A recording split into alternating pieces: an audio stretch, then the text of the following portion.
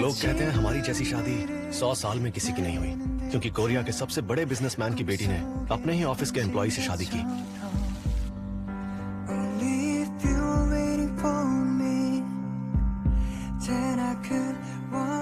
शादी को 3 साल बीत चुके हैं, पर लगता है जैसे कल की ही बात हो। लोग अक्सर पूछते हैं कि इतने रईस परिवार का एक हिस्सा बनकर और ऐसी खूबसूरत राजकुमारी का पति बनकर तुम्हें कैसा लगता है? सच कहूं, पता नहीं आप यकीन करेंगे या नहीं, लेकिन मैं खुद को बहुत किस्मत वाला समझता हूं, क्योंकि मेरा सच्चा प्यार मुझे मेरी किस्मत की वजह से ही मिला है। मुझे पता है कि लोग हमारी शादी के बारे में काफी बकवास करते हैं कि योनो ने मुझसे सिर्फ मेरी जायदाद देखकर मुझसे शादी की।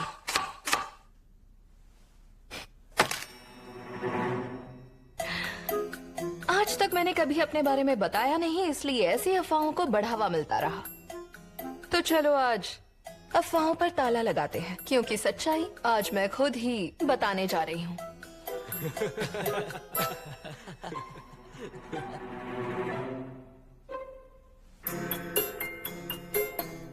शादी के बाद हमारी जिंदगी भी एक आम कपल जैसी ही रही है।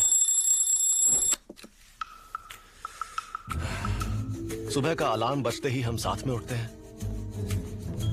साथ में नाश्ता करते हैं और फिर ऑफिस भी साथ में ही जाते हैं।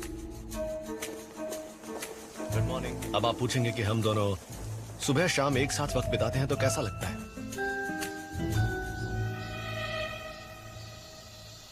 हर दिन खूबसूरत लगता है।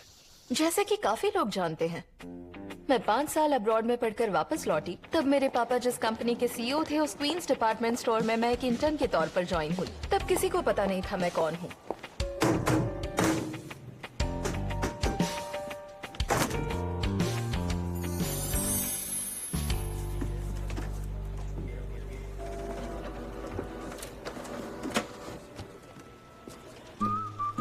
वो फीलिंग होती है ना जिससे हमें पता चलता है कि ये लड़का तो मुझे पसंद करता है। कहीं ना कहीं वो मुझे इशारा दे रहा था। नहीं नहीं, मेरे दिल में ऐसा कुछ नहीं था। मैंने देखा वो जेरोक्स मशीन को लात मारे जा रही थी।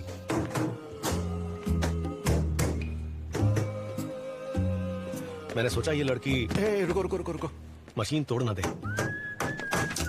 मैं देखता हूं। पर कुछ दफा और मदद करने के बाद मैं उसके बारे में फिक्र करने लगा। देखो, अगर तुम्हें किसी को फैक्स भेजना है, एक्चुअली उस वक्त हर कोई यही सोच रहा था कि ये नई इंटर्न कोई भी काम ढंग से नहीं कर पाती है, तो मुझे लग रहा था कि इसे जल्द ही निकाल दिया जाएगा।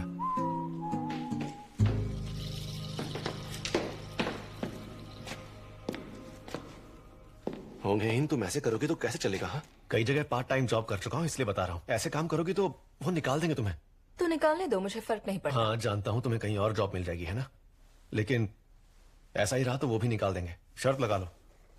बात यह है कि जब भी हमारा मैनेजर तुम्हें डांटता है तो मुझे बहुत बुरा लगता है तुम्हारे लिए। तुम यहां पर डांट खाने का वर्ल्ड रिकॉर्ड बनाने आई हो।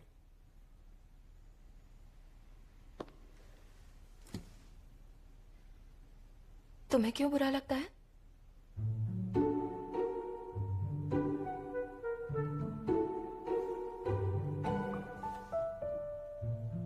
मतलब? वो मुझे डांटते हैं तो तुम्हें क्यों बुरा लगता है योनो? बताओ।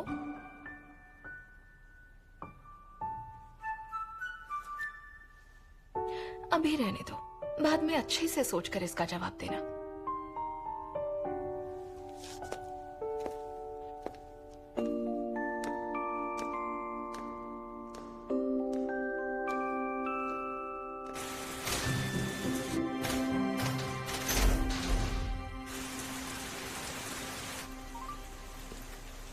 आओ, मैं गेट पर हूँ।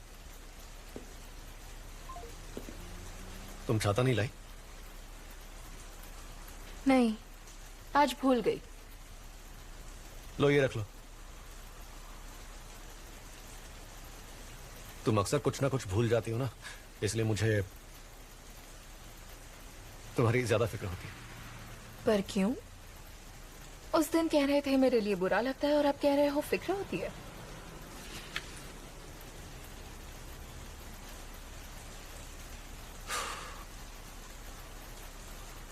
होंगे ही। मेरी बात को ध्यान से सुनना। आज तक मैंने नहीं बताया ताकि तुम्हें कोई गलतफहमी ना हो। दरअसल मैं सोल यूनिवर्सिटी में पढ़ा हूं, लॉ में टॉप किया था। मैं एक गांव से हूं, पर मैं वहां के सबसे अमीर खानदान का लाडला बेटा हूं। और तो और हमारे पास कुल मिलाकर 30 गाय भी है, पता है। और अभी 4-5 गायों ने तो बछड़े भी दिए हैं। तो अब हमारे तबेले में करीब 35 जानवर हो गए हैं। और यहाँ मैंने फ्लैट रेंट पर नहीं लिया है, लंबी लीज पर लिया है, वो भी एडवांस देकर। मतलब कि मैं पैसे वाले खानदान से हूँ। ये सब मुझे क्यों बता रहे हो? इसलिए कि अगर तुम्हें यहां से निकाल दें और कोई दूसरी जॉब ना मिले तो मैं आराम से तुम्हारा ख्याल रख सकता हूं, ये याद रखो। वैसे तो मुझे जॉब करने वाली वाइफ चाहिए थी, पर अगर तुम ना भी करो तो भी कोई दिक्कत नहीं है, मैं अकेला कमा लूंगा। हाँ, मगर तुम्हें टेंशन लेने की जरूरत नहीं है। बस इतना जान लो कि मैं तुम्हें पसंद करता हूं। तो क्या तुम भी पसंद करती हो मुझे?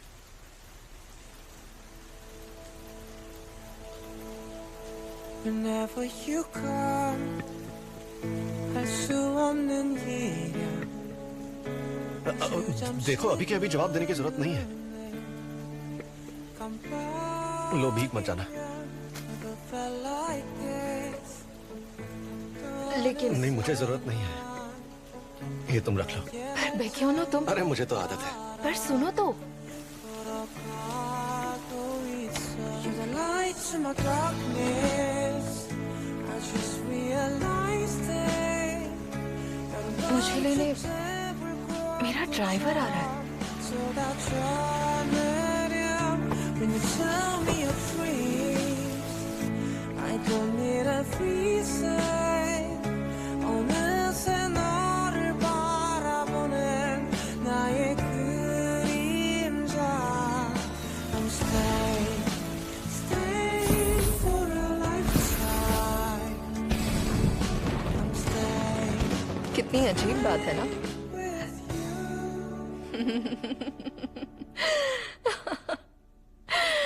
मजेदार कहानी है।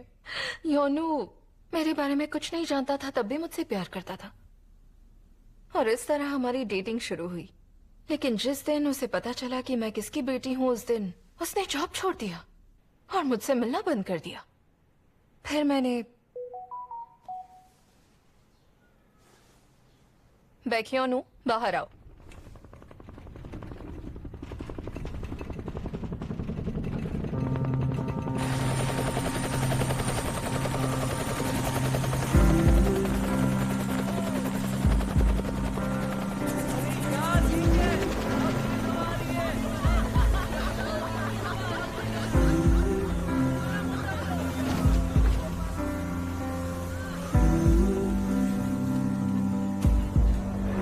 두근대는 맘을 따라 너에게 가는 나의 발걸음은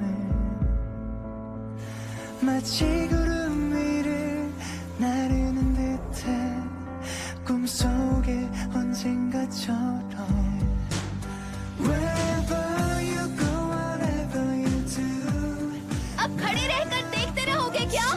있을 것 같아 멈추지 않는 내 심장이 죽을 것 같이 뛰고 있어 I say you stepped into my heart softer than summer night became my everything उस वक्त ऐसा लगा जैसे आसमान से कोई परी उतर के आई है। वो पल बहुत ही अच्छा था। तो अब आपको वैसा फील नहीं होता? ऐसा नहीं है, अब भी हम में उतना ही प्यार है। ऑलरेडी मैं आपसे बहुत बार कह चुका हूं कि हम दोनों साथ में बहुत खुश हैं। ये एकदम सच है कि हमारी जिंदगी एकदम सही चल रही है और पहले की तरह आज भी हमारे बीच उतना ही प्यार है। बेक्योनो डिवोर्स चाहता है। सच में? किसी को बताना ना। हाँ, अपना दोस्त है वो, किसी को क्यों बताएंगे? अंदर की बात यह है कि वो चाहता है कि हम में से कोई एक उसका केस हैंडल करे। हाँ हाँ, क्यों नहीं करेंगे। वैसे तुम कोरिया के टॉप डिवोर्स लॉयर हो, इसलिए तुम्हें ही केस लड़ना चाहिए। जानता हूँ और मैं भी उसकी मदद करना चाहता हूँ, पर क्या है कि मेरे पास पेंडिंग केसेस बहुत है, तो ये केस सबसे काबिल लॉयर लड़ेगा, हमारा होनहार चे चल सॉन्ग। अपनी पूरी ताकत लगा देना। मैं हमेशा तुम्हारे पीछे ही रहूंगा। तुम्हें आखिर पीछे क्यों रहना है? हाँ, कहीं तुम्हें ये तो नहीं लग रहा कि तुम क्वींस की नजरों में बुरे बन जाओगे तो तुम्हें कोई केस नहीं मिलेगा? लोमड़ी कहीं के। हो, हाँ सही कहा, इसीलिए उनका केस मैं नहीं लड़ रहा हूँ। अरे उनका केस लड़ने वाला कोई पागल ही होगा ना। इनकी बुआ का 3 बार डिवोर्स हुआ और तुम लोग तो जानते ही हो ना, उन तीनों का केस लड़ने वाले वकीलों का बाद में क्या हश्र हुआ था। उनका करियर दुनिया से ही खत्म हो गया था। हाँ यार, योनो ऐसा कैसे कर सकता है? ये केस लेना खतरे से कम नहीं है। कमीना। वैसे हमारा योनू भी लॉ का एकदम मास्टर आदमी है, उसके ग्रेड्स भी हम सबसे ज्यादा थे। मैं तो कहता हूँ उसे अपना केस खुद ही लड़ना चाहिए। अच्छा आइडिया है। यही बेहतर रहेगा। हाँ, लेकिन उसके डिवोर्स लेने की वजह क्या होगी? हाँ ना यार, पूरे कोरिया के मर्द उससे जलते हैं क्योंकि उसके जैसी किस्मत मांगने से भी नहीं मिलती। उसकी वाइफ क्वींस ग्रुप के मालिक की लड़की है, फिर डिवोर्स क्यों? सन की है वो। सन की है?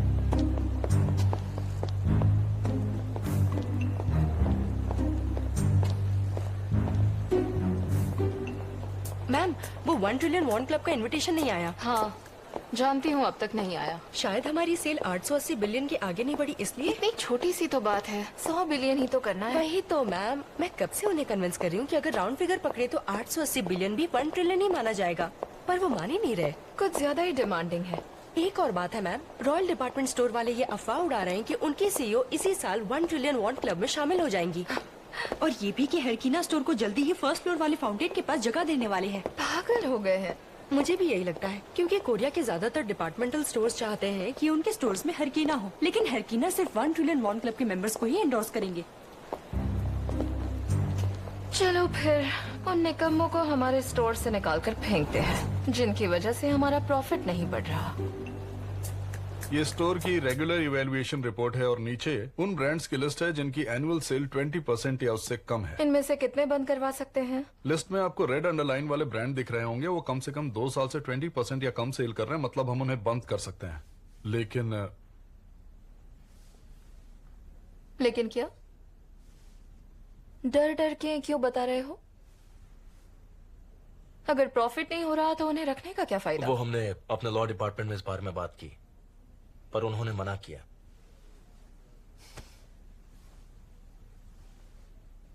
किसने मना किया? डायरेक्टर योनू ने।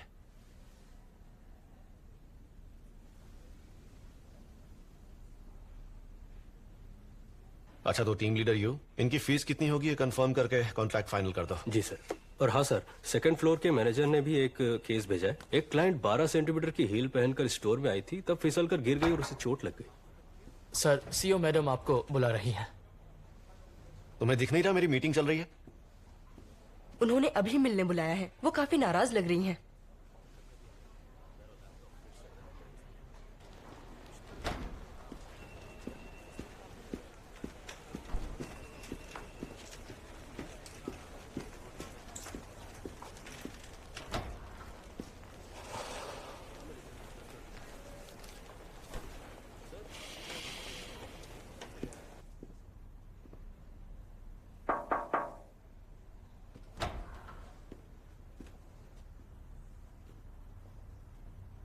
डायरेक्टर ह्योनू, जिन ब्रांड से फायदा नहीं होगा उन्हें निकाल देंगे तो कोई दिक्कत होगी? देखो, इनमें से ज्यादातर वो हैं जिन्होंने यहाँ 500 मिलियन वॉन तक का इन्वेस्ट किया हुआ है, तो उन्हें यूं ही जाने के लिए कहना सही नहीं होगा। एविक्शन सूट फाइल करो। उसमें हमारा जीतना बहुत मुश्किल है। बड़े रिटेलर्स छोटे स्टोर वालों की मजबूरी का गलत फायदा ना उठाएं, इसके लिए कानून में काफी बदलाव हुए हैं। तो तुम्हें लगता है मैं उनकी मजबूरी का फायदा उठा रही हूँ, ऐसा ही है ना? मेरे कहने का ये मतलब, हमने यहाँ कोई एनजीओ खोल रखा है या कोई समाज सेवा कर रहे हैं, उन्हें आलीशान और महंगी जगह इस्तेमाल करने दे रहे हैं, लेकिन वो प्रॉफिट नहीं बना पा रहे, तो हम क्या करें? सेल्स डिपार्टमेंट कम प्रॉफिट वाले ब्रांड्स को मार्केटिंग में इन्वॉल्व ना करके उन्हें नए कस्टमर्स मिलने और डिस्काउंट ऑफर्स रखने से रोक रहे हैं ताकि उनकी सेल्स ना बढ़े। और इससे जिन ब्रांड्स को नुकसान हुआ है वो मीडिया में जाकर हम पे भेदभाव करने का इल्जाम लगा सकते हैं। उन्होंने केस किया तो और नुकसान होगा। मेरी राय मानो, अगर हम सेल्स बढ़ाने में इन ब्रांड्स को सपोर्ट करते हैं तो हमारा काफी फायदा होगा। मिस्टर बेक्योनू, मैंने आपसे बिजनेस की राय मांगी थी क्या? मैं चाहती हूँ कि आप उन्हें निकाल दो। और अगर वो नहीं जाते तो उन पर केस करो और उनसे जीतो, क्योंकि आपको यही करने के लिए रखा है।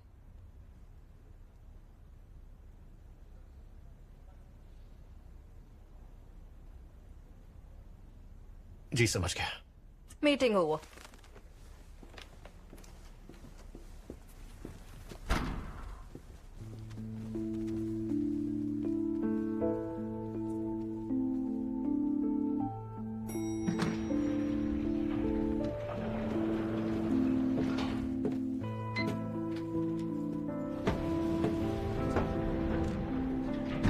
तुम सबको ये जताने की कोशिश कर रहे हो कि हमारे बीच कुछ ठीक नहीं है। ये बात हमारे रिश्ते से बिल्कुल अलग है।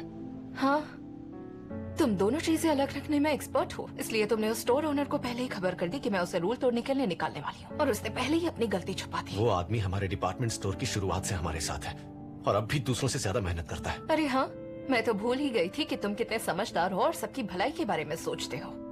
अपने आप को सुपर हीरो समझते हो। दुनिया की चिंता छोड़ो और अपने करीबी लोगों की कद्र करना सीखो। अपने करीबी लोगों की? खुद की बात कर रही हो? क्या? खुद सोच कर देखो, क्या अब हम उतने करीब हैं भी? कुछ बात करनी है मुझे। 1 घंटे बाद मुझसे लाउंज में मिलना। हाँ ठीक है।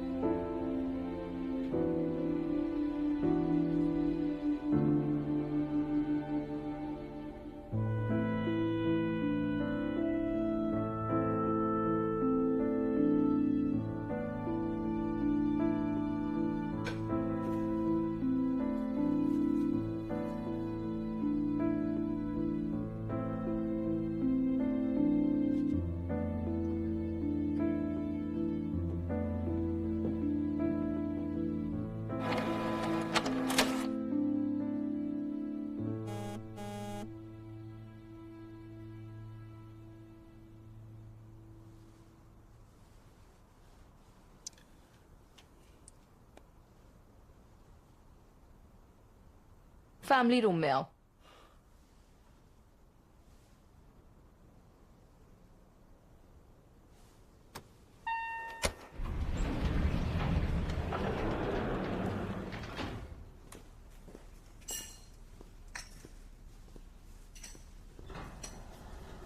देर क्यों लगा दी? मैंने अभी मैसेज किया था। उसकी क्या जरूरत थी? ये जानता नहीं इस वक्त हम यहीं मिलते हैं। माफी चाहता हूं। तुमने इंटरव्यू अरेंज किया था? जी, हानयांग इकोनॉमिक डेली के कल्चर सेक्शन के लिए। वो मल्टी मिलियनर, सीईओज और बड़े पॉलिटिशियंस के घर परिवार के बारे में छापते हैं, तो मैंने सोचा इनका भी इंटरव्यू लिया जाए। लेकिन घर वगैरह दिखाने की क्या जरूरत है? ये कोई सेलिब्रिटीज थोड़ी है। तो क्या हम इनके रिश्ते के बारे में फैल रही अफवाहों की खबरें ही देखते रहेंगे? वही तो, पिछले महीने तो सब बोल रहे थे कि इन दोनों में डिवोर्स होने वाला है। हर जगह यही गॉसिप है कि दोनों ऑफिस में लड़ते ही रहते हैं। क्या ये सच है? हाँ पापा, ये सच है। आप सोच भी नहीं सकते कि मीटिंग में इन दोनों को देखकर सबकी हवा टाइट हो।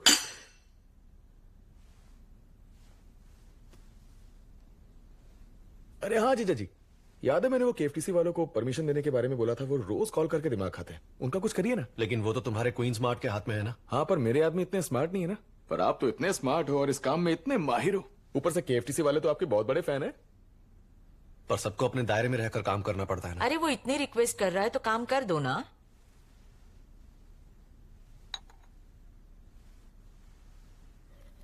और हमें तुम दोनों से बच्चा चाहिए। बस अब और बकवास नहीं सुननी तुम्हारे रिश्ते के बारे में। डॉक्टर जू से बात कर ली तुमने? जी, अपॉइंटमेंट फिक्स कर दी है। कुछ टेस्ट करने के बाद वो आगे का प्रोसीजर शुरू कर देंगे। तो अभी से मेंटली तैयार हो जाओ होनू, क्योंकि अब 1-1.5 साल बाद बच्चा पैदा होते ही तुम्हें एमबीए करने बॉस्टन जाना होगा। देखिए, मैं अब भी आपसे वही कहूंगा कि मुझे अब एक और डिग्री लेने की कोई इच्छा नहीं है। तुम्हारी इच्छा पूछी है किसी ने? मैंने जो कहा सब वैसा ही होगा। बस भी करो, बच्चे के लिए तुम उस पर जबरदस्ती नहीं कर सकती। तुम चाय पी लो बेटा। वैसे हमें सुबीन से मिलना ही है तो अगला मई महीना सही रहेगा। किससे मिलना? डैडी जी, ये सुबिन है कौन? और कौन? मेरी गोद में खेलने वाली मेरी नातिन होगी। सु मतलब होनहार, बिन मतलब शानदार। है ना बढ़िया नाम? हुंग सुबिन। मेरे सरनेम की जगह उसकी माँ का सरनेम लगेगा। क्या हुआ? माँ का सरनेम लगाने से तुम्हें दिक्कत है क्या? आजकल फैमिली हेड मर्द हो ऐसा जरूरी नहीं है, जमाना बदल चुका है। पापा का सरनेम बच्चों को लगाने का रिवाज बहुत पुराना हो गया है। लेकिन पापा, जब मैंने आपसे पूछा था कि हमारे बेटे घोनू को माँ का सरनेम देना है तो आपने मुझे तो पागल कहकर चुप करा दिया था। दोनों बातें अलग है बेटा। ऐसे कैसे अलग है? नहीं है ना?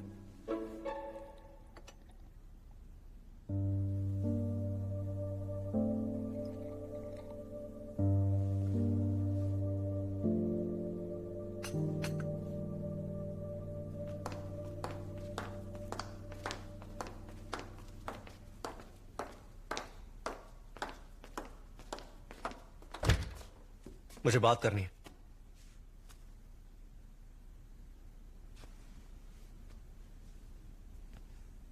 ऐसे हालात में भी बच्चा चाहिए तुम्हें, और तुम चाहती हो मैं अकेला अब्रॉड चला जाऊं? तो तुम्हारे लिए अच्छा होगा ना? ये मत कहना कि मैं भी तुम्हारे साथ चलूं। कहूंगा भी नहीं। ठीक है, तुम वो कह रहे हैं वैसे जाकर एमबीए कर लो। वैसे भी हमारे बच्चे को नौकर ही संभालने वाले हैं, तो क्या फर्क पड़ता है? अच्छा ही है। क्या अच्छा है? यानी तुम्हें ये सब अच्छा लग रहा है? और तुम्हें सच में बच्चा चाहिए मुझसे? जरूरत पड़ी तो हाँ।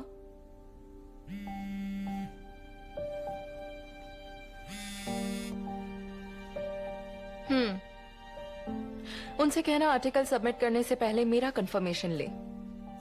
और हाँ, ये देख लेना कि डायरेक्टर बेक्योनो के बारे में सब सही लिखा हो। उन्होंने सोल यूनिवर्सिटी से लॉ किया है, कोई गलती नहीं होनी चाहिए। क्या? अब और इंटरव्यू मत करवाओ, मुझे ये सब नहीं करना है। तुम्हें जो भी करना है खुद कर लो ना। कपल इंटरव्यू है, मैं अकेले कैसे कर लूं? तो मेरे बारे में तुम भी तो बता सकती हो ना कि हम दोनों में कितना प्यार है और मैं तुम्हें कितना खुश रखता हूँ। झूठी तो बोलना है, और तुम्हारे लिए कौन सी बड़ी बात है? जाके बोल दो ना कुछ भी। वैसे भी आज तक कौन सा सच बोला है हमने?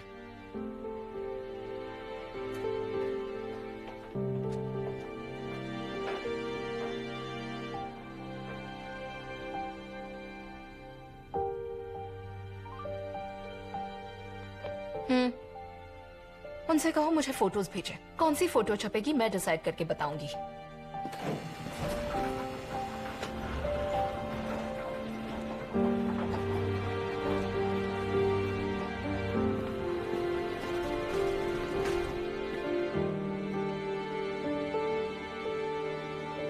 मेरे बारे में ये बकवास क्यों छापी? बल्कि ये छापो ना किस तरह मैंने सीक्रेटली 200 मिलियन वॉन दान किए थे।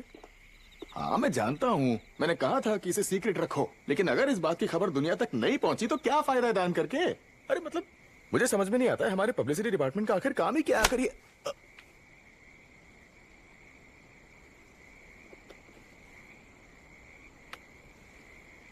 मारा क्यों? क्या क्या हुआ तुम्हें? क्या कर रही हो? देखो वहीं रहकर मुझसे बात करो, समझी? अरे मुंह से बोलो ना, हाथ क्यों उठा रही हो?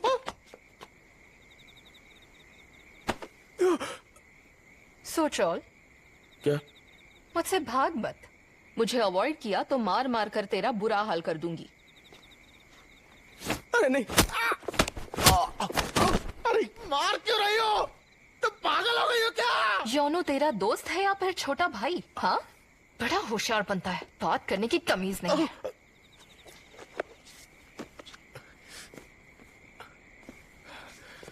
मेरे हस्बैंड के साथ होशियारी करने की कोशिश की तो तुझे यही गाड़ दूंगी। समझ गया ना? हाँ समझ गया, बहरा नहीं हूँ। अरे यार, बहन की क्या है? चुड़ैल कहेंगी। एक तरफ तो अपने पति को भाव भी नहीं देती और यहाँ आकर उसके लिए मुझे मारने की धमकी देती है। अरे साइकोपैथ है क्या? नहीं, मैं खुद को बोल रहा हूँ।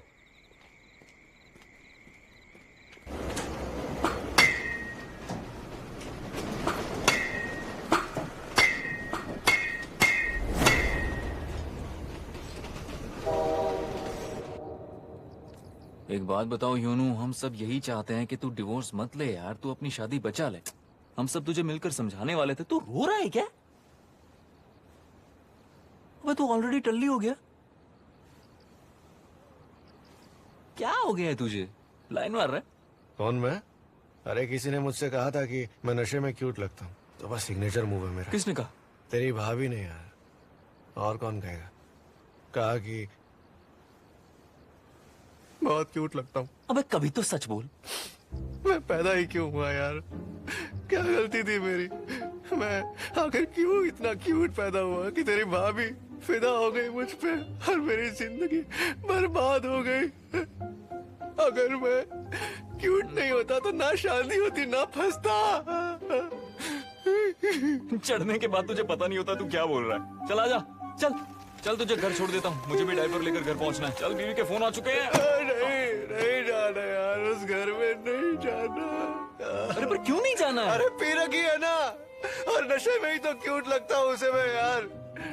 अपने खानदान में सबसे छोटा हूँ ना, इसीलिए पैदाइशी क्यूट हूँ मैं।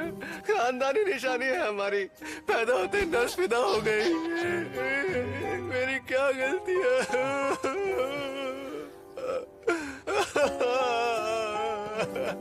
तो तू आज घर नहीं जाने वाला?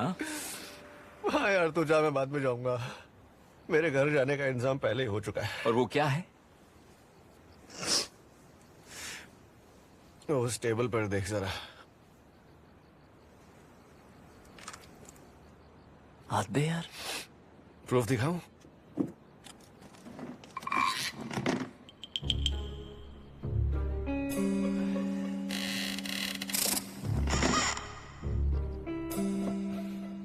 अरे बाप रे। जब मैं टिश्यू के टुकड़े करता हूँ ना, ये तलाक होगा नहीं होगा, होगा। तो ये कर क्या रहा है? तो इसमें भी ना ही आता है यार। जितनी बार भी करूँ तलाक नहीं होगा निकलता है। तो ये तेरी किस्मत है। वही तो, इस दुनिया में मेरे दिल की सुनने वाला कोई है ही नहीं। यहाँ तक कि ये साला टिश्यू भी मेरी साइड नहीं लेता। अरे मैं तो चाहता ही नहीं कोई मेरी साइड ले। अरे साइड लेने से होता क्या है? कुछ नहीं होता मेरे भाई, सच कह रहा हूँ मैं। मेरी बीवी कहती है उसकी दो साइड्स हैं। सुबह खुश होती है, शाम को आता हूँ तो गुस्से में होती। मैंने कहा ऐसा क्यों? तो कहती है कि मूड स्विंग होता है, तुम लड़के हो नहीं समझोगे। सच कहूँ मैं सिंगल ही अच्छा था यार। शादी कर ली ना, बहुत बड़ी गलती की। क्या उखाड़ा मैंने? कुछ भी तो नहीं। अरे तू जा यार, डायपर खरीद और चला जा अपने घर, मिस्त्री कहीं का।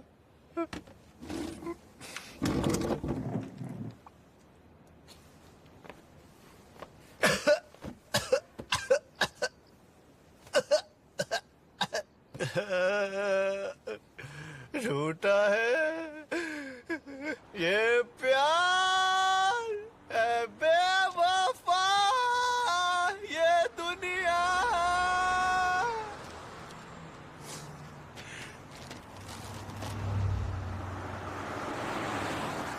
अरे घर जाओ ना बेशर्मो, और कोई काम नहीं है क्या? और कितना रोते हुए देखोगे मेरे को?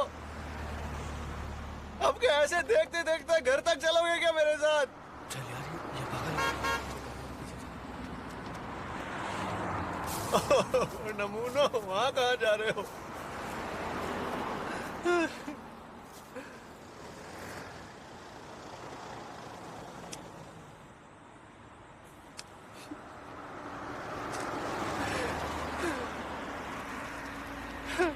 दर्द मुझसे जीत गया और प्यार हार गया। बस माँ का प्यार सच्चा था।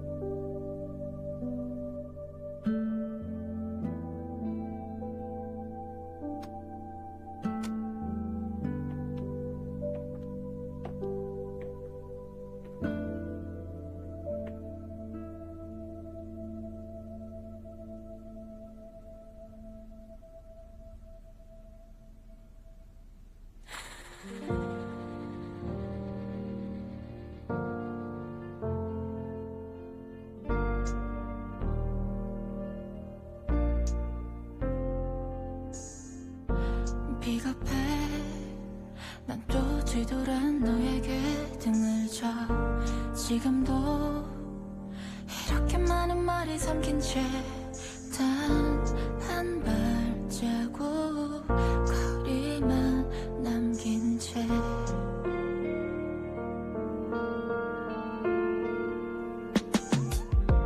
대답해 나는 뭘 너에게 해주면 될까 무섭게 너에게만을 향해 가는데 저 앞에 네가 있는 걸 아는데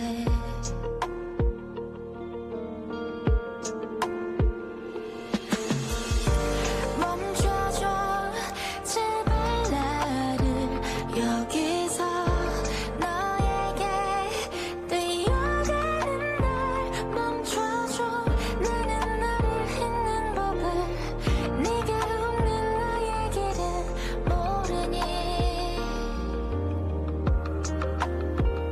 날 멈춰줘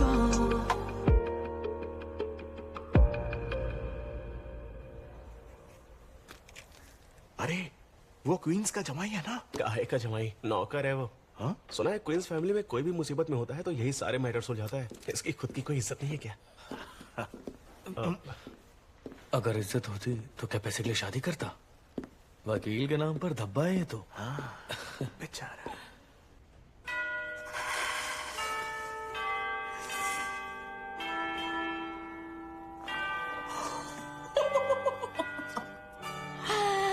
वाह बेटा, तू तो बड़े काम का निकला रे। बैंक में इतना पैसा होने का क्या फायदा जब मैं एक मामूली डेंटल फ्लॉस भी नहीं खरीद सकती। पर हमारे जमाई ने क्या शातिर दिमाग पाया है। माफ कीजिए लेकिन मेरा ऐसा करना गलत है। क्या बेटा, मुझे यहाँ से कब बाहर निकालोगे? मैंने तो कोई बड़ा क्राइम भी नहीं किया है। मैंने तो बस मौसूल ही की चोटी पकड़कर स्टोर से बाहर निकाला था क्योंकि वो मेरे खिलाफ साजिश कर रही थी। चोटी खींचना क्राइम है क्या? पर उसकी वजह से वो 1 महीने तक हॉस्पिटल में थी। सब नाटक है। मैं तो चाहती थी कि वो बुढ़ी मर जाए। उसकी वजह से मेरी माँ की मौत हो गई। पर देखना मैं उस चुड़ैल सुलही से कैसे बदला लेती हूँ। प्यारे बेटा, मेरी खासियत ही है बदला लेना। हाँ और ये बात मैं अच्छे से जानता हूँ बुआ जी। जो 3 खच्चरों को मैंने तलाक दिया वो कोरिया छोड़कर चले गए। मैंने तो उनकी फैमिली और रिश्तेदारों को भी कहीं का नहीं छोड़ा। अच्छा ये बताइए कि लोग खुशी खुशी एक दूसरे से अलग नहीं हो सकते क्या? दुश्मनी होना जरूरी है? भोले दामाद जी, तलाक है ना बहुत बेरहम और दर्दनाक होता है। गले लग के डिवोर्स नहीं दिया जाता। जब तक दोनों में से कोई मरता नहीं तब तक शांति नहीं मिलती। मेरी दोबारा शादी हुई और तलाक लेना पड़ा तो मैं तुम्हें ही मेरा केस सौंपूंगी। शुक्रिया बुआ जी, पर आप शादी से पहले ही तलाक का प्लान क्यों बना रही हैं? बस ऐसे ही। पता नहीं क्यों पर मेरे हिसाब से शादी और तलाक साथ जुड़े होते हैं, शादी और खुशियाँ नहीं। मुझे भी ऐसा ही लगता है। क्या बोला? नहीं कुछ नहीं। अच्छा जरा देखो तो मेरे काफी बाल झड़ गए हैं, है ना? मुझे जल्दी निकालो यहाँ से। यहाँ बड़ी घटिया औरतें भरी पड़ी है। कुछ दिन और रही तो उनके जैसे सनकी बन जाऊंगी। माँ का मेमोरियल डे आ रहा है। पापा में थोड़ी भी इंसानियत बची है तो उनसे कहो कि मुझे यहाँ से निकाले। हम यहाँ हानिलडोंग योंगसंगू सोल में क्वींस टाउन के ठीक सामने लाइव रिपोर्टिंग कर रहे हैं, जहाँ क्वींस ग्रुप के चेयरमैन मिस्टर हुंग मानदे की मृत पत्नी मिस यांग मिसुक की याद में मेमोरियल सर्विस रखी है। क्वींस ग्रुप के फैमिली मेंबर्स एक एक करके आ रहे हैं। अभी आए हैं हुंग मानदे के बड़े बेटे हुंग बोंगसोक यानी क्वींस डिस्ट्रीब्यूशन के फॉर्मर CEO। हाल ही में हवाई USA से लौटे हैं। लोगों की नजरें अब ये देखना चाहती है कि एक दूसरे को अवॉइड करने वाले आज हाथ मिलाते हैं या नहीं। प्लीज जरा चेक करोगे कि छुन ठीक से फ्राई हुआ है कि नहीं। अरे ये तुम मुझसे क्यों पूछ रहे हो? क्योंकि आपने केमिस्ट्री पढ़ी है तो सोचा कि मैं आपसे एक बार कंफर्म कर लूं। हाँ छुन को अच्छे से पकाना जरूरी है। ये ब्राउन हो गया है मतलब ये परफेक्ट है। अब पलटो। ओके अब मैं इसे प्लेट में रख देता हूँ। अच्छा किम, तुम पार्सन स्कूल्स ऑफ डिजाइन में पढ़े हो ना? नहीं, मैं वहाँ पढ़ा हूँ। किम की फैमिली में तो सब आर्किटेक्ट ही है। पेरिस की लूवरे म्यूजियम के आगे जो ऊंची बिल्डिंग्स हैं, वो इनकी फैमिली नहीं बनाई है। अब देखो मैं इससे भी एक ऊंचा टावर बनाता हूँ। फैमिली ने क्या क्या बनाया और ये क्या बना रहा है? जी जाजियो, ये मिस्टर चे हैं। इन्होंने हाल ही में मेरी कजन मिनहुई से शादी की है। हेलो बोलो। Hello everyone. मिलकर अच्छा लगा। कहते हैं कि राजघरानों में और बड़े बड़े बिजनेसमैन के घरों में ना मेमोरियल सर्विस का सारा खाना मर्द लोग ही बनाते हैं। और चेयरमैन हुंग यानी मेरे दादाजी रिवाज बहुत मानते हैं, इसलिए कई सालों से हम ये रिवाज फॉलो कर रहे हैं। अच्छा। शायद इसीलिए कहते हैं कि परंपरा और भविष्य साथ साथ चलने चाहिए। सिर्फ पुराने ख्यालात रखने से अच्छा है इस तरह से रिवाज बनाओ जिससे ये आज के जमाने का लगे, है ना? अगर इतना मॉडर्न है और इससे इतनी ही खुशी मिलती है तो तुम भी आ जाओ, हाथ बढ़ाओ हमारा।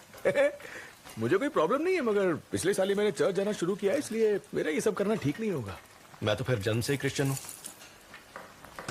आपको नहीं पता, दरअसल मुझे बचपन से ही कच्चे तेल को सूंघने से ना एलर्जी होती है, इसलिए मैं खाना बनाने से परहेज करता हूँ। माफ करिएगा, लेकिन आप अपना हौसला टूटने मत दीजिएगा, ठीक है? चलता हूँ। अगर ये उनकी फैमिली का मेमोरियल है तो उन्हें ही मेहनत करनी चाहिए ना। लेकिन मेहनत कौन कर रहा है? किम, यू, चो और बेक। ओंग फैमिली को पुश्तों की दुआ चाहिए तो वो खुद अपने हाथ क्यों नहीं गंदे कर रहे? अरे मैं तो बेचनियों परिवार की 39वीं पीढ़ी का वारिस हूँ। मेरी माँ मुझे ऐसे सलाद बनाते हुए देखेंगी तो उन पर क्या बीतेगी। हम सब अपने परिवार के कितने बड़े राजकुमार हैं ये याद करके अभी कोई फायदा नहीं है। क्वींस के जमाई ग्रुप में वेलकम। वेलकम। तुम्हारी जगह मैं होता ना तो अब तक भाग चुका होता। पहला मेमोरियल है तो अब भी वक्त है। ये कलर सूट कर रहा है ना मुझ पर? डल तो नहीं लग रहा है ना? किसी पर जेड कलर इतना सूट नहीं करता, और मेरी जानकारी में दुनिया में सिर्फ 2 लोगों पर ही ये कलर सूट हुआ है। आज एक आपके ऊपर और दूसरा लंदन फैशन शो में किम यूना पर। किम यूना वो है ही खूबसूरत।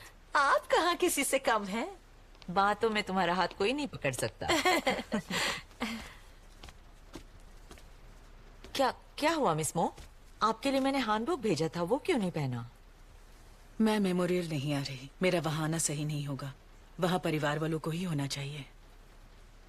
आप हमारे साथ 20 साल से हैं, फिर भी आप हमें अपना परिवार नहीं मानती? ये तो आपका बड़प्पन है, पर मैं सच में नहीं आ सकती। मैं यही रहूंगी। पर लोग तो मुझे ही दोष देंगे। आपको वहां ना देखकर कहेंगे कि मैं आपकी इज्जत नहीं करती। क्या चल रहा है? कौन किसकी इज्जत नहीं करता?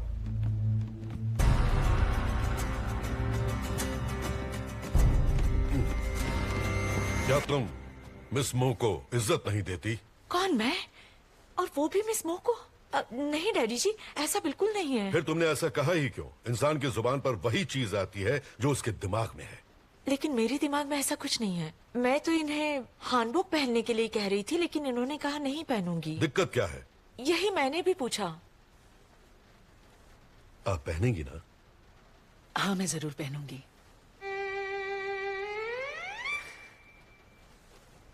ये तो पहन रही है।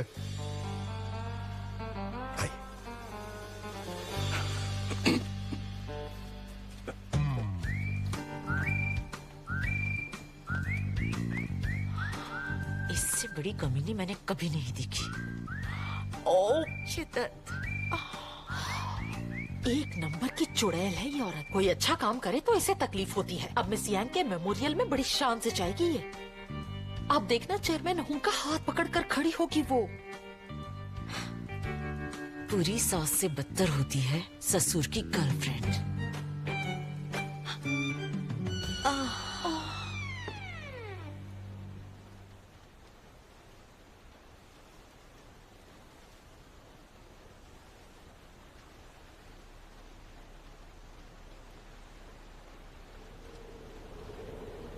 बम जा गई।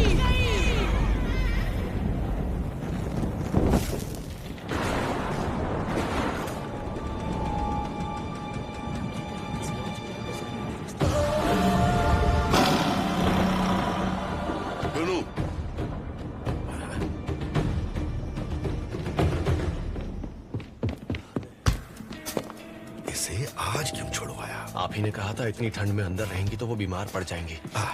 सही कहा, मैं नहीं कहा था, लेकिन तुम्हें मेमोरियल सर्विस खत्म होने का इंतजार करना चाहिए था। देखो देखो इस बेशर्म को, देखो तो जरा क्या कर रही है। माफ कीजिए, गलती हो गई सर। मैंने ही गलती की। माँ, तुम्हारी प्यारी बेटी जेल में थी, वो भी इसलिए कि मैंने किसी की गर्लफ्रेंड के बाल पकड़े और कमर में लात मारी। वो आदमी मेरे पापा है और उन्होंने अपनी इकलौती बेटी को जेल भिजवा दिया। हाँ। मैंने कुछ झूठ बोला क्या? मैं समझ सकती हूँ इस औरत के प्यार में आप अंधे हो गए हैं, पर इस औरत की वजह से आपकी बीवी बरी और आपने अपनी इकलौती बेटी को जेल भिजवा दिया। सोचा नहीं था आप इतने गिर जाएंगे। बॉम्जा, आज माँ का मेमोरियल है, बाद में बात करते। तुम भी कुछ अलग नहीं हो। भूल गई ये कुतिया कौन है? इसी की वजह से हमारी माँ मर गई। हमारी माँ हार्ट अटैक से मरी है। बिल्कुल सही कहा। तुम्हें क्या लगता है माँ का दिल अचानक से क्यों रुक गया? वो इस चुड़ैल की वजह से गहरे सदमे में रहती थी। फिर भी तुम लोग इसके तलवे चाटते हो और इसकी इज्जत करते हो। शर्म नहीं आती? बॉम्जा, मेरी बात सुनो। कहाँ हो तुम माँ? तुम्हारा बेटा किसी काम का नहीं। तुम तो आज उनकी मनपसंद मछली भी नहीं ला सकी। कैसे बेटे हो तुम? हाँ, वो देखो उनकी मनपसंद मछली, यहाँ तक खुशबू आ रही है। तुमसे पूछा है किसी ने? मुझसे जेल में मिलने तक नहीं आए। ऐसी परवरिश की थी मैंने। मेरे होते हुए मेरे बेटे की परवरिश तुम क्यों करोगी? इसे बड़ा होते हुए तुमने देखा है क्या? बुआ, हम अभी शराब की रस्म कर रहे थे। अच्छा, ये तो बहुत जरूरी है। शुरू करो।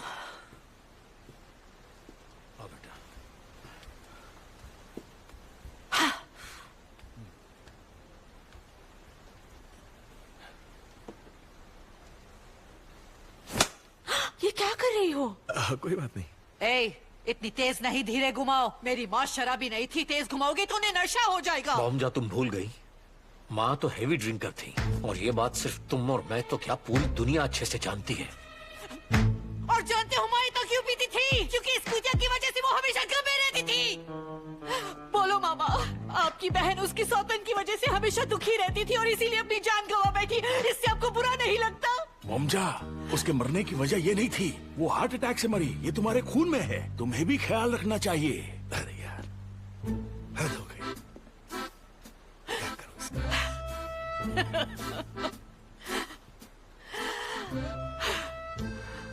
माँ, ये पूरा का पूरा परिवार बेवकूफों की जमात है। मेमोरियल टेबल पे आने की कोई जरूरत नहीं। तुम्हारी तरफ से शराब मैं ही पी लेती हूँ। ये तुम्हारे लिए माँ। बॉम्ब सूप, आप 19 साल बाद आ रहे हैं। क्या हम मान सकते हैं आप क्वींस ग्रुप में वापस आ गए अपनी हैं? माँ की मेमोरियल सर्विस अटेंड करने आए हैं? क्या आप चेयरमैन होंगमैन डे से मिलने आए हैं? आपकी सुलह हो गई है? जवाब दीजिए। क्या आप अपनी माँ की मेमोरियल सर्विस अटेंड करने आए हैं? जवाब दीजिए।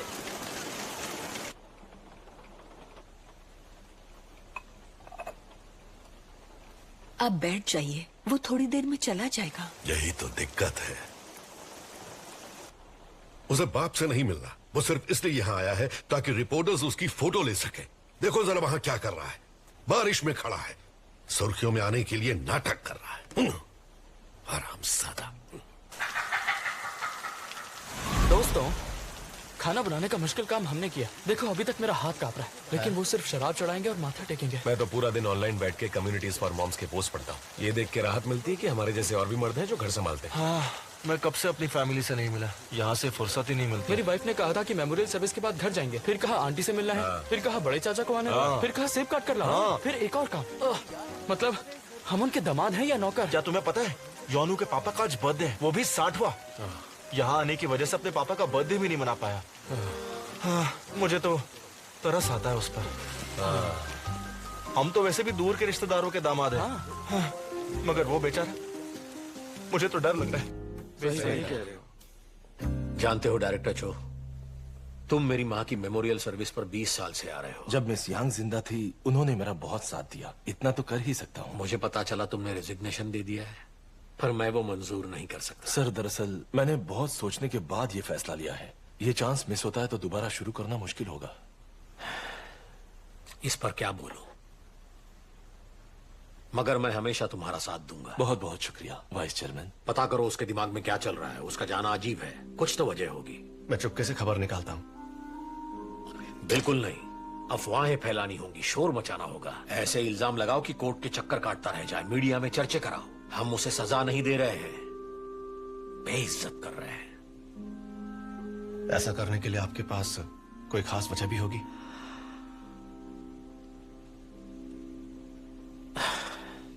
मेरे घर का नमक खाने वालों को मैं यूं ही पेट दिखाकर जाने नहीं दे सकता। मैं नहीं चाहता कि इसके बाद कोई मुंह उठाकर आए और हमारे साथ फिर ऐसी हरकत करे। तुम्हारा चेहरा क्यों उतर गया है? तुम्हें कुछ कहना है? नहीं, पर आप लोग तो काफी वक्त से साथ थे। मुझे नहीं लगता उन्हें ऐसे अपाहिज करना किसी भी तरह से सही होगा।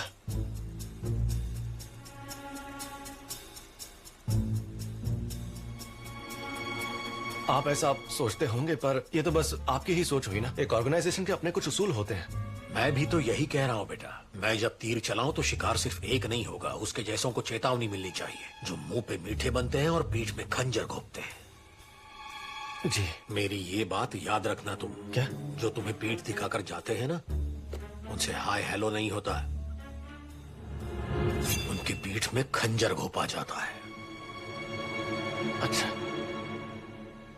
आज के लिए इतना काफी है। जाओ अब जाकर आराम करो। जी, चलता हूं।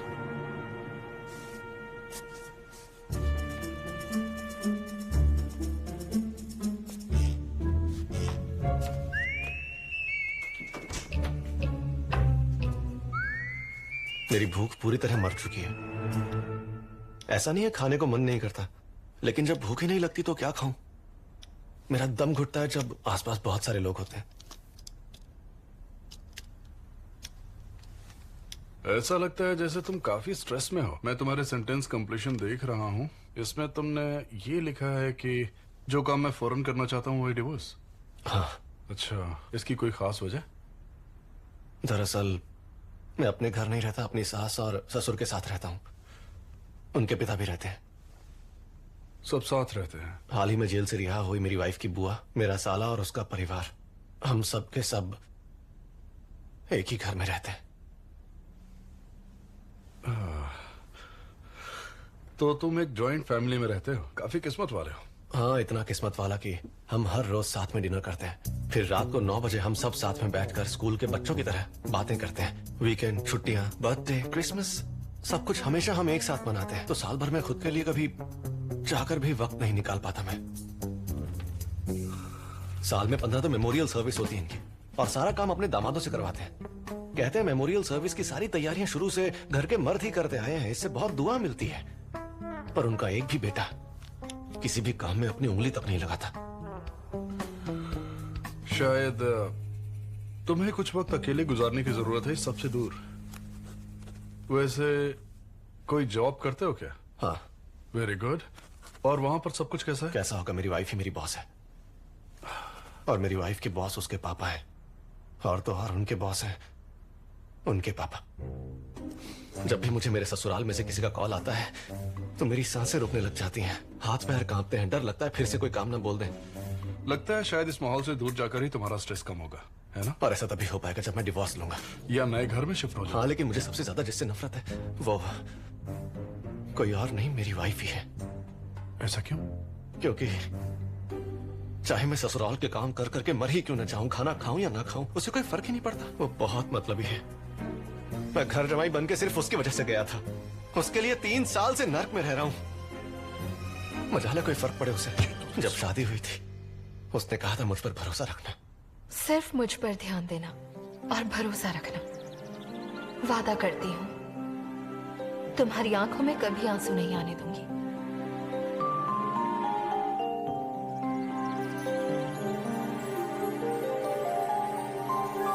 कितना बड़ा बेवकूफ था जो मैंने उस पर यकीन किया। तुम्हारी वाइफ ने तुम्हें कोई दुख पहुंचाया है कभी? नहीं तो मुझे अब किसी बात से दुख होता ही नहीं है। नफरत हो गई है मुझे उससे।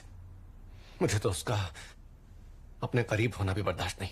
और यही वजह है कि तुम डिवोर्स चाहते हो। अगर जीना है तो ये करना ही पड़ेगा। तो डिवोर्स लेने से तुम्हें रोक कौन रहा है? क्योंकि डिवोर्स लिया तो भी नहीं जी पाऊंगा। क्या? मेरे ससुर को हर उस आदमी से नफरत है जो परिवार का हिस्सा बन के उन्हें छोड़ जाए।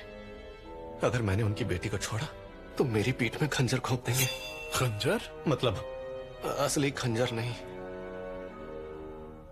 पर असली खंजर होता तो ही बेहतर रहता।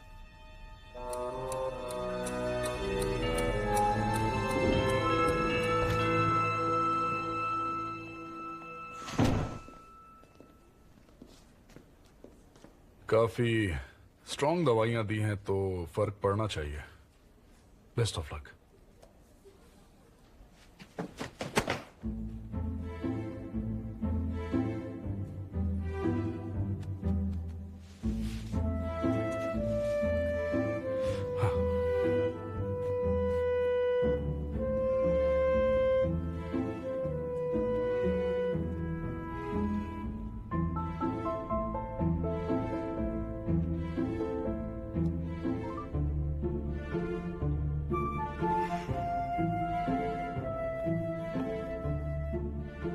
I love you.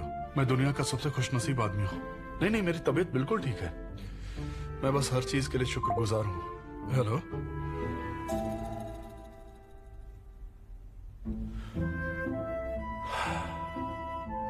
अच्छा लग रहा है। जरा रुको ग्रेस, बताओ तुम मेरे साथ ऐसा क्यों कर रही हो? हाँ, तुमने ही कहा था ना मुझे कि जिनसोंग ग्रुप का सबसे छोटा बेटा पावरफुल है।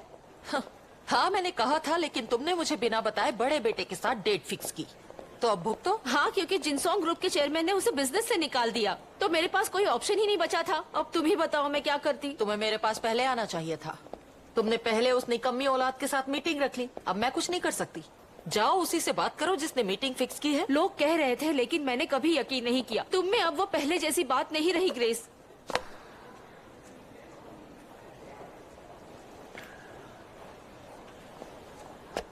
क्या कहा तुमने? क्या फायदा है क्वींस की औरतों के साथ उठने बैठने का? उनके घर के सारे मसले तुम संभालती हो, लेकिन अपनी ही बेटी की शादी नहीं करवा पा रही। तो क्या हुआ? पता है मुझसे बिना सलाह किए शादी करने के बाद हेन अब कितना पछता रही है। सच में? वो डिवोर्स ले रही है? शादी के लिए औकात देखनी चाहिए। 3 साल बर्बाद कर दिए। देख लेना, जल्दी वो वक्त आएगा जब मैडम हेन मुझसे दोबारा शादी करवाने की भीख मांगेगी।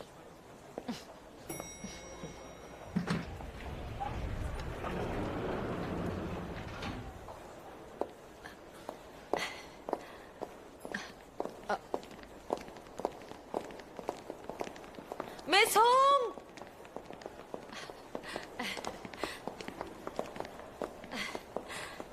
आपकी मॉम आज सुबह मेरी शॉप पर आई थी। आपसे भी कितनी बार कहा, आप तो आती ही नहीं। आजकल आपका मूड कुछ ठीक नहीं लगता। सब ठीक है ना? आपकी स्किन भी अब पहले जैसी नहीं रही। शॉप पर हमारे पास एक बहुत कमाल की मशीन आई है, आकर देखिए, आपका ट्रीटमेंट कर सकते हैं। जरूर आना। शायद तुम बहुत बिजी होगी तो रहने देते हैं। बिल्कुल भी नहीं। ये जानकर बहुत खुशी हुई कि आपको मेरी कितनी फिक्र है। मुझे तुम्हारी फिक्र नहीं है। मैं बस ये कह रही हूँ कि मैं तुम्हारी स्किन केयर शॉप पर आने वाली नहीं हूँ। मजाक बहुत अच्छा कर लेती हैं आप। मुझे लगता है हमारी दूरियां बढ़ रही हैं। अच्छी बात है कि तुम समझ गई। मेरी इजाजत के बिना अगर कोई मुझे छूने की कोशिश करे तो मुझे अच्छा नहीं लगता। तो इस बात का ध्यान रखना और मुझसे दूर रहना। पर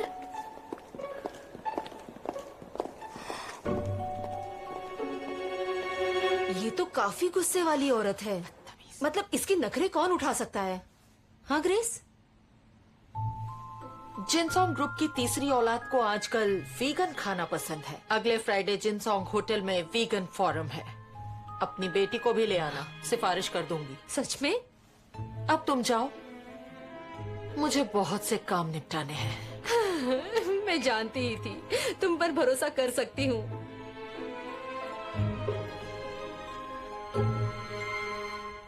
मेरा मतलब, मैं अपनी पूरी जिंदगी ब्यूटी बिजनेस में रही हूँ और मैंने बहुत से अच्छे परिवारों के बच्चों को आपस में मिलवाया है। बस यही आता है मुझे। कानून वगैरह के बारे में ज्यादा कुछ नहीं पता। बताइए, क्या मदद कर सकता हूँ? हाँ। आपने सुना ही होगा, एक कार एक्सीडेंट में देक्योन ग्रुप का छोटा बेटा मारा गया। हाँ। पर उसकी वाइफ बेचारी को करोड़ों की जायदाद में एक छोटा सा हिस्सा भी नहीं मिल पा रहा। पता चला है उसके पति ने शादी से पहले ही अपनी वसीयत लिख दी थी, जिसमें लिखा है कि उसकी पूरी जायदाद उसके बच्चों और रिश्तेदारों को दी जाएगी, ना कि बीवी को। पर उन दोनों की तो कोई औलाद ही नहीं है। अच्छा, देखिए, इस केस में legal reserve of inheritance claim हो सकता है और उन पर मुआवजे के लिए दावा किया जा सकता है। चाहिए तो मैं किसी एक्सपीरियंस्ड वकील का नंबर दे सकता हूँ। मगर आप भी तो इसमें एक्सपीरियंस्ड हैं। आपके साथ हुआ है क्या? आपकी वाइफ हेन ने भी तो शादी से पहले उनकी वसीयत लिख दी थी। आपको नहीं पता? आपको लगा था कि बस प्रीनअप हुआ है। इतने साल साथ रहकर भी उन्होंने आपसे छुपाया। फिर तो हेन काफी शातिर इंसान है। अगर कुछ भी होता है तो सारा कैश, सारी प्रॉपर्टी, स्टॉक, एक एक चीज क्वींस के नाम हो जाएगी। फिर तो आपको एक भी फूटी कौड़ी नहीं मिलेगी। हाँ, उन्होंने इतनी सफाई से वो वसीयत लिखी कि उसे हमारी इंडस्ट्री में बाइबल के बराबर माना जाता है। अब आपको क्या हो गया? तो आपको क्या लगता है आपकी शादी प्यार की वो निशानी है जो सब बंदिशों से परे है? जैसा उन्होंने अखबारों में कहा, अब इतने भी नादान मत बनिए। शुरुआत से ही मिस हेन को किसी पति की तलाश नहीं थी। उसे अपने परिवार के लिए एक और नौकर चाहिए था। फिर उनकी नजर आप पर पड़ी। आप खूबसूरत हैं, अच्छे खासे पढ़े लिखे हैं और ये लव स्टोरी पब्लिसिटी के लिए भी अच्छी है। आप पूरी ईमानदारी से उनकी हर बात मानते हैं। उन्हें शादी के बाद सिर्फ जायदाद की ही दिक्कत आती, पर उन्होंने वो भी वसीयत लिखकर खत्म कर दी। प्लीज बस कीजिए। जी डॉक्टर, मुझे ईमेल कर दीजिए, मैं अभी वहां आ नहीं पाऊंगी।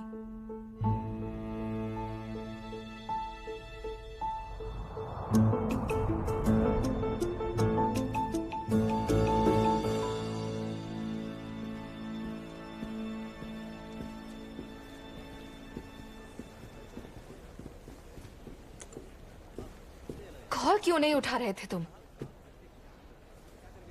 चलो मेरे साथ आओ। तुम्हारा आज कोई स्केड्यूल नहीं है, मैंने चेक किया। नीचे गाड़ी वेट कर रही है। मैं नहीं आऊंगा। तुम जानते भी हो हम कहाँ जा रहे हैं? कहाँ जा रहे हैं उससे कोई फर्क नहीं पड़ता, क्योंकि मैं तुम्हारे साथ कहीं भी नहीं जाना चाहता।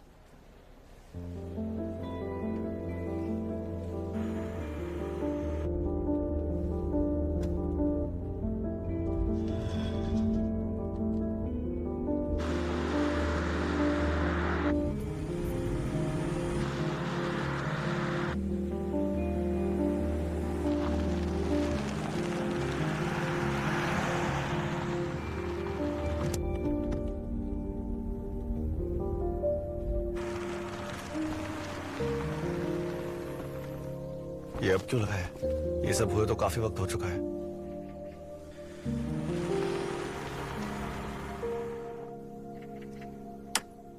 हाँ, तो फिलहाल योंगदुरी की पब्लिक ये मानती है कि अगर आप दूसरी बार फिर से गांव के फोरमैन बनते हैं तो किसी को कोई दिक्कत नहीं होगी। लोग तो यही सोच रहे हैं। लंच टाइम होने पर तुम मेरी दुकान पर आना, नई राइस वाइन आई है वो पिलाता हूँ। फिर से वाइन? अरे यार, हर बार नहीं। मैं चाहता हूँ मैं तुम्हें कुछ बेहतर दूं, पर मुझे एंटी ग्राफ्ट कानून का भी ख्याल रखना पड़ता है। और विलेज फोरमैन होना एक स्टेट पोजीशन है, तो जो सामान मैं बांट सकता हूँ उसकी भी एक हद है। हाँ, फिर भी आप काफी कुछ करते हैं, मानना पड़ेगा। समझने के लिए शुक्रिया। हाँ। अरे भाभी जी, आप आ गई। आहा, ओ तुम आ गई। फिर से गड्ढे में फंस गए। अरे चाहे कुछ भी कर लो, तुमसे किसानी नहीं होने वाली है। पता नहीं तुम्हारा कल्टीवेटर निकलकर सीधा गड्ढे में कैसे चला जाता है। तुमने आने में इतनी देर क्यों कर दी? अरे मैं क्या जिन हूँ जो चिराग घिसते ही हाजिर हो जाऊंगी?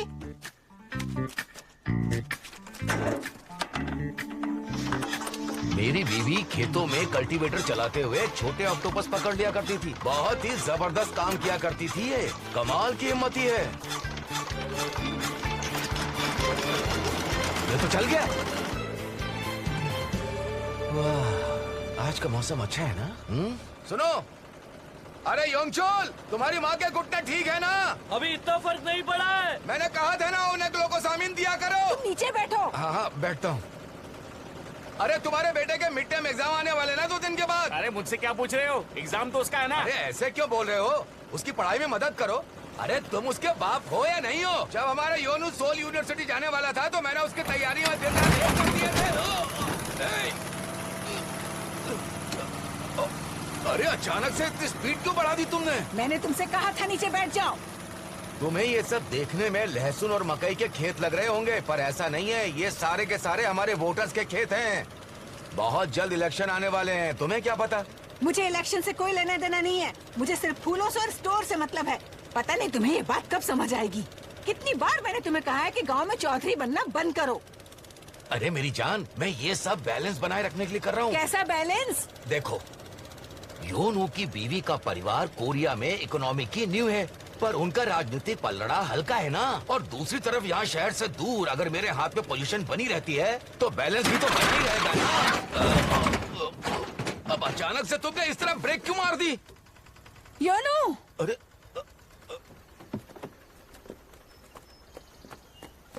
अरे अरे वाह! तुमने कॉल क्यों नहीं किया? ऐसे ही अचानक प्लान बना। अरे मेरी बहू कहाँ है? यानी तू फिर से अकेले आया? खाना खाया तूने? नहीं, अभी तक नहीं। अच्छा।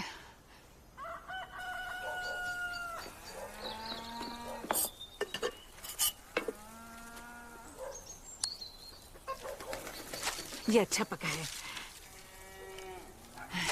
अब हट भी जा। देखूं तो कितने अंडे दिए हैं तूने। अरे वाह वाह, मेरा सबसे छोटा बेटा आया है ना।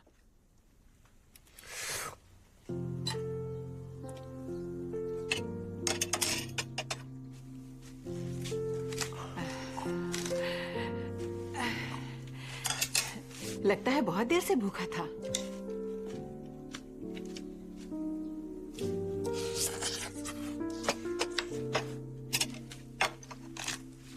आराम से खा बेटा।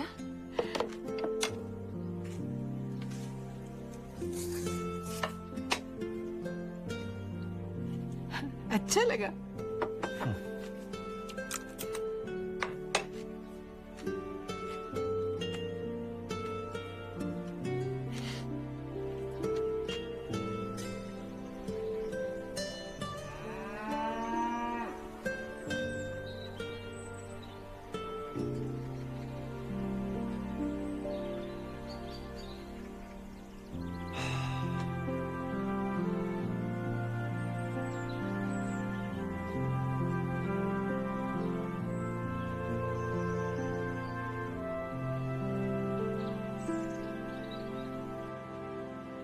हाँ बिजी हूँ, बोलो। योनू आया है? एक मिनट। हाँ, वो अब आ रहा है। कहा था कि पापा के 60वें जन्मदिन पर आए। पकड़ के रखो, कहीं भाग ना जाए। मैं इंतजार ही कर रही थी कि तुम यहाँ पर कब आओगे। तुम और हेन आखिर ऐसा कैसे कर सकते हो? चलो माना तुम लोग छुट्टी मनाने नहीं आ सकते, कोई बात नहीं, समझ सकते हैं। पर पापा का 60वां जन्मदिन तो दोबारा नहीं आएगा ना? तुमने बहुत गलत किया। जानता हूँ, मैंने बहुत गलत किया। चलो मान तो लिया कि तुमसे गलती हुई। और इसीलिए मैं डिवोर्स ले रहा हूँ। क्या? पापा, माँ, मैंने हेन को डिवोर्स देने का फैसला लिया है। मुझे माफ कर दीजिए। एक मिनट, रुको रुको रुको। अच्छा, तो तुम उससे इसलिए डिवोर्स ले रहे हो क्योंकि तुम पापा के जन्मदिन पर आ नहीं पाए? तो क्या हो गया? अरे बर्थडे तो है, अगले साल फिर आ जाएगा, है ना पापा? हाँ, और नहीं तो क्या। आजकल कौन 60वां जन्मदिन मनाता है? 100 साल की जिंदगी है, फिर कभी मना लेंगे। लेकिन डिवोर्स की वजह ये नहीं है। तो फिर क्या है? इतना गलत ख्याल तुम्हारे दिमाग में आखिर आया है क्यों? तुझे कोई दूसरी मिल गई क्या? क्या कह रहे हो? नहीं पापा। तो क्या मेरी बहू किसी और आदमी के अरे साथ? अपना मुंह बंद करो। नहीं, वैसा भी नहीं है। बात यह है कि मैं बहुत थक गया हूँ। मैं इस जिंदगी से खुश नहीं हूँ। अरे तो फिर बताना क्या वजह है उससे डिवोर्स लेने की? तुझे क्या लगता है मैं रोज खुशी के मारे उछलता रहता हूँ? हाँ, ये सही कह रहे हैं। तेरे पापा कौन सा हर रोज खुश रहते हैं बेटा? हाँ? मैं बहुत दुखी हूँ। एक दिन खुशी, एक दिन गम। कभी कभी खुशी लंबे अरसे के बाद नसीब होती है। जिंदगी ऐसे ही चलती है, यही रीत है। जिंदगी और शादी इसी तरह ही चलती है। कितने अच्छे से समझा रहे क्या हैं। लगता है तुझे? तेरी माँ के साथ इसलिए रहता हूँ क्योंकि मुझे उससे प्यार है। तो प्यार नहीं है? मुझे अपनी बात पूरी करने दो। मुझे तुमसे प्यार है, लेकिन अगर मैं रोज प्यार करूंगा तो मैं मर नहीं जाऊंगा। सिर्फ प्यार से ही जिंदगी नहीं चलती। हाँ ठीक है, तो जियो ना लंबी जिंदगी। देखो कैसे बोलती है ये। तुम्हारी माँ और मुझे साथ रहते 40 साल हो गए और आज भी हमारी सोच बिल्कुल एक जैसी नहीं है। हाँ, हमारी सोच नहीं मिलती। अरे बस भी करो अब तुम। मैं समझ रहा हूँ आप लोग क्या कह रहे हैं, पर मैं इस बारे में काफी वक्त सोचने के बाद ही आपको ये बात बताने आया हूं। मैं डिवोर्स ले रहा हूं। I am so sorry.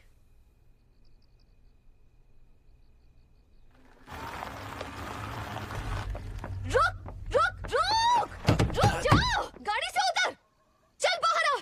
तो फिर खुद के बारे में ही सोच रहा है ना? तुझे पता नहीं मैंने अपनी जिंदगी में कितनी सारी कुर्बानियां दी हैं। क्या कुर्बानी दी आपने? माँ और पापा ने तुझे सॉल भेजने के लिए अपनी गाय बेच दी, जिसकी वजह से मैं कभी कॉलेज नहीं गई। पर तुझे क्या पता है इस बारे में? क्या कुछ भी बोल रही हैं आप? आप कॉलेज इसलिए नहीं जा पाई थी क्योंकि आपकी अटेंडेंस पूरी नहीं थी। हाँ। तुझे तो कहानी का सिर्फ एक ही पहलू पता है छोटे। चल बता, क्या लगता है तुझे ग्रैंड प्रिंस यांगन्यूंग क्यों भाग गया था? अब ये मत शुरू कीजिए। कुर्बानी की वजह से।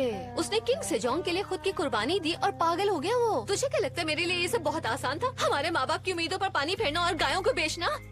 मैं तो सिर्फ यही चाहती थी कि वो सब तुझे मिल जाए। आप चाहती थी? कैसी बातें कर रहा है तू? तेरी बड़ी बहन हूँ तो तेरा भला ही सोचूंगी ना। आप ही हो जिसका पढ़ाई में मन नहीं लग रहा था और सोचा कि खुद को पागल करार कर दो। ओए! वो कहानी तो बहुत पुरानी हो चुकी है यार। मैं चलता हूँ।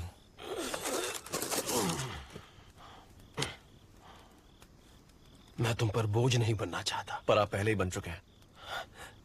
मैं ये बात पापा की वजह से बोल रहा हूँ। कहना क्या चाहते हैं? अरे जब से तुम्हारी शादी क्वींस में हुई है, तुम्हें अंदाजा भी है वो कितने खुश हैं। उन्हें कई दिनों से भूख नहीं लगी थी, पर जैसे ही क्वींस के स्टॉक प्राइस ऊपर गए, दाल चावल बनाए और खुशी खुशी खा गए। हाँ, वो इसलिए क्योंकि पापा को दाल और चावल दोनों बहुत पसंद है। ये तो सच है। हाँ हाँ बिल्कुल सच है, पर इतने छोटे से इलाके में जहाँ उनके बेटे का तलाक हो गया हो, तुम जानते हो इससे उनकी कितनी बदनामी होगी। वो शर्म से मर जाएंगे। होश में आओ। हमारा इलाका सोल या हॉलीवुड नहीं है, ये योंगदुरी है। तुम्हारे दोस्त चांग सिक का तलाक 2 साल पहले हुआ था और आज भी उसके बारे में हर रोज बात होती है। सुन रहा है ना तू? जब मेरे सैलून में औरतें इकट्ठा होती हैं तो उनमें सिर्फ एक ही बात होती है और वो है चांग सिक की बीवी ने उसे डिवोर्स दिया क्यों? लेकिन अगर तुमने तलाक लिया ना तो उस दिन से कोई भी चांग सिक की नहीं तुम्हारी बातें करेगा। आपके बॉक्सिंग क्लब का किराया नहीं निकल रहा और क्योंगजुन के बाहर पढ़ने के पैसे नहीं है, इसलिए आपको वो पैसे चाहिए है ना? अपने लालच में आप लोग मुझे बलि का बकरा बना रहे हो, जैसे सिमसोंग के पापा ने उसे 3 बोरी चावल के लिए बेच दिया था।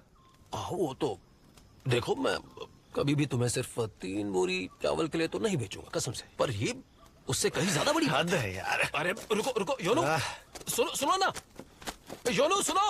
योनो! अरे कहाँ जा रहे हो? आज की रात रुक जाओ।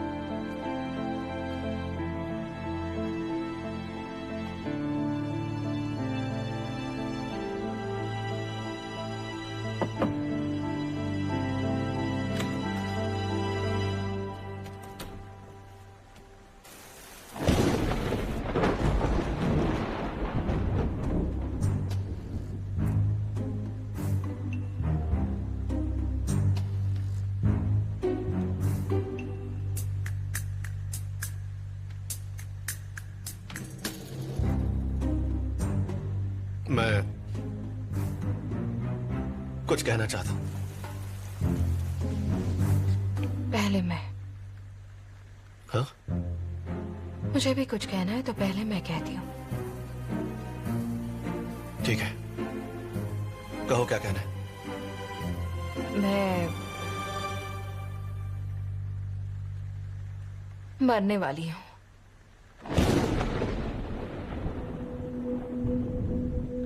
मेरे पास सिर्फ 3 महीने बचे हैं।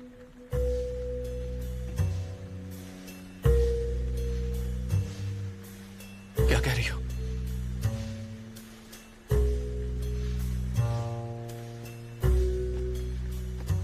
याद है मैंने कहा था मुझे कहीं जाना है, तब मैं हॉस्पिटल गई थी। डॉक्टर ने रिपोर्ट्स बताने के लिए मुझे बुलाया था और कहा सिर्फ 3 महीने बचे हैं। मैं कुछ समझा नहीं। मैंने अभी अभी तो समझा है। डॉक्टर ने कहा मैं बीमार हूँ और सिर्फ 3 महीने की मेहमान हूँ। यही कहना था मुझे। अब बताओ तुम्हें क्या कहना था? हाँ? तुमने ही कहा ना कि कुछ कहना चाहते हो। वो मुझे अब लग नहीं रहा कि मेरी बात इतनी जरूरी है।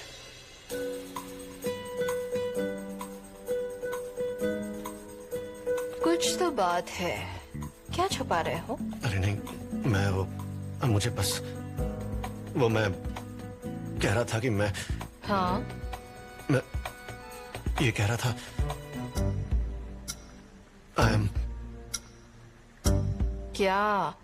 I am so sorry. आज जो हुआ उसके लिए, और आई एम सॉरी आज तक हमारे बीच जो हुआ उसके लिए भी। वो सब दोबारा कभी भी नहीं होगा। मैं तुम्हें कभी दुख नहीं दूंगा और मैं तुमसे बस यही सब कहना चाहता था। पर क्या मतलब, तुम्हारे पास सिर्फ 3 महीने बचे? मैं कुछ समझा नहीं। इसका मतलब तुम्हारे बिना जीना पड़ेगा? क्या लगता है ये पॉसिबल है? मैं बहुत बड़े शौक में हूं, समझ में नहीं आ रहा मैं क्या कहूं।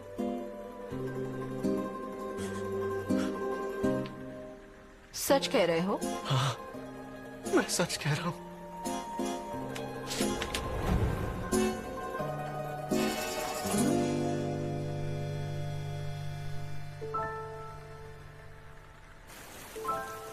I love you, Hein. I love you so much.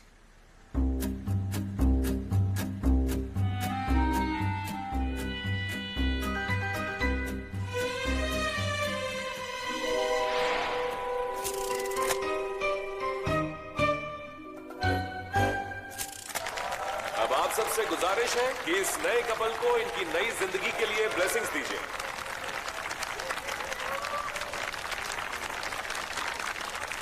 जोर से तालियां बजाइए ताकि इन्हें एक अच्छी और लंबी जिंदगी साथ बिताने का आत्मविश्वास मिले।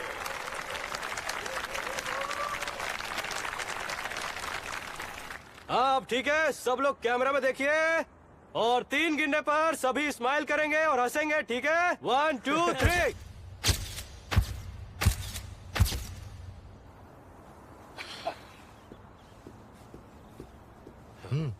कहाँ जा रही हो?